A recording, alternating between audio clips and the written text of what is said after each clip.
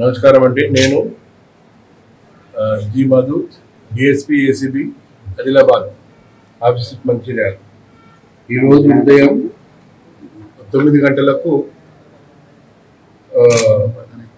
రాథోడ్ బిక్కు గారు district cooperative deputy registrar cooperative societies ఒక employee suspend అయి ఉంటాడు. ఈ సొసైటీలో అవకతవకలు జరిగినాయని చెప్పేసి సస్పెండ్ అయి ఉంటాడు 24 నవంబర్లో. అదేవిధంగా 44 జీవో ప్రకారంగా పెరిగిన జీతాలు కూడా అతనికి ఏప్రిల్ 23 నుంచి కలవాలి. అవి కలవలేదు. ఈ లోపల అతను సస్పెండ్ అయి ఉంటాడు.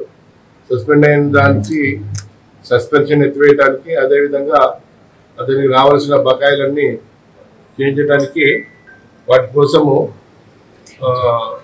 రాథోడ్ బిక్కు గారు ఆ కంప్లైంట్ను ఇనిషియల్గా 7 lakhs అడుగుతాడు.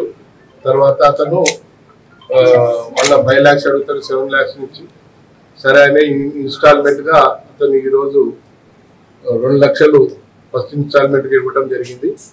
తీసుకున్న అతని దగ్గర నుంచి యాక్సెప్ట్ చేశారు.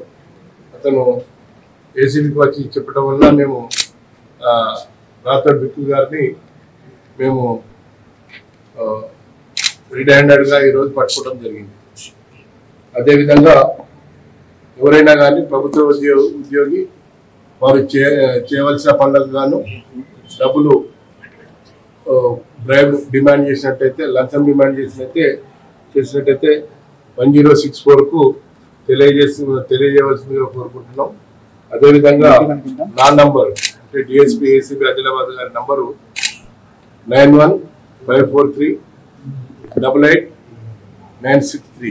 షేర్ చేయండి, లైక్ చేయండి, సబ్స్క్రైబ్ చేయండి.